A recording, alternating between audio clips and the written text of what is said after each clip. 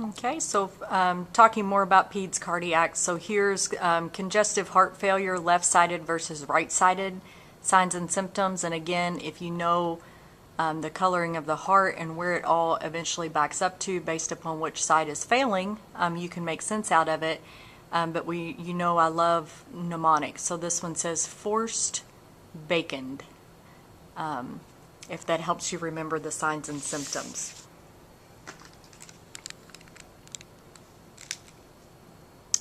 So why is polycythemia greater in children with congenital heart defects?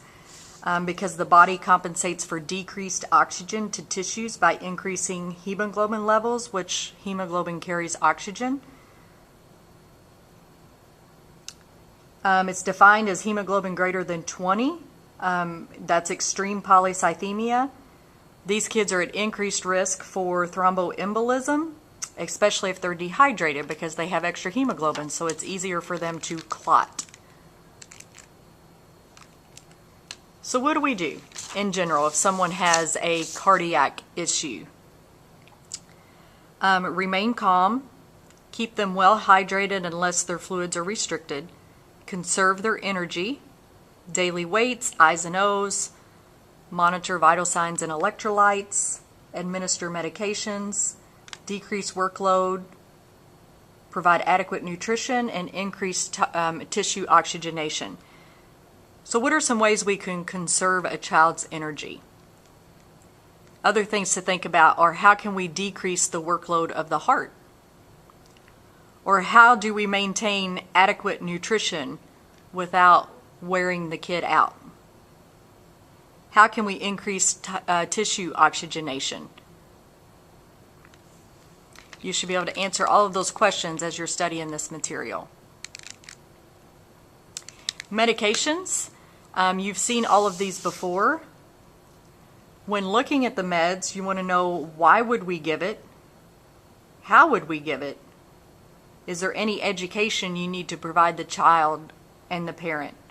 Are there any adverse effects? How do we monitor for toxicity? Digoxin, it increases contractility of the heart. It is very important that we're monitoring the heart rate prior to giving it, an apical heart rate, and that we're monitoring digoxin levels for toxicity, serum levels. If you're giving it oral, give in the side and back of the mouth with water. The water after is to avoid tooth decay.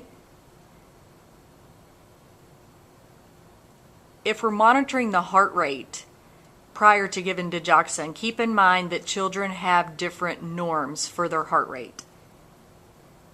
For an infant, if their heart rate is less than 90, do not give the digoxin. For older children, if their heart rate is less than 70, we are going to hold and not give the digoxin.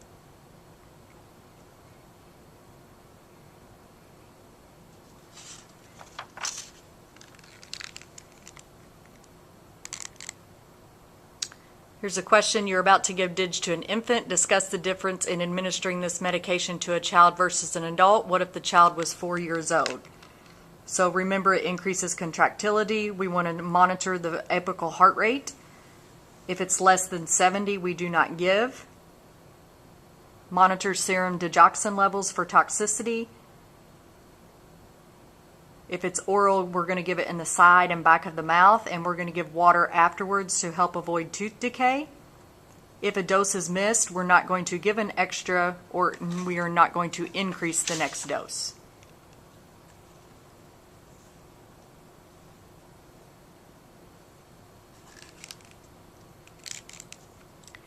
So in this class, we're going to talk about two different types of heart disorders, one being congenital heart disease and the other one being acquired heart disease.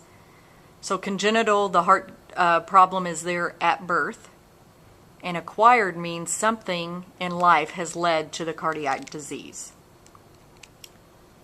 We will start with congenital heart disorders. Textbooks will classify them as one of 4 types. The 4 classifications are increased pulmonary blood flow, obstruction of blood flow leaving the heart, mixed blood flow, and decreased pulmonary blood flow.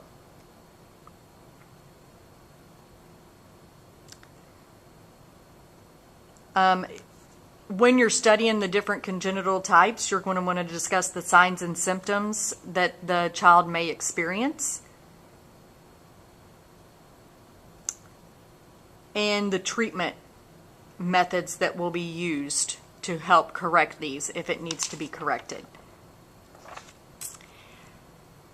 If you, again, understand the normal blood flow of the heart and that the left side of the heart has greater pressure than the right side of the heart, then you should be able to classify all of your congenital heart disorders without memorizing them.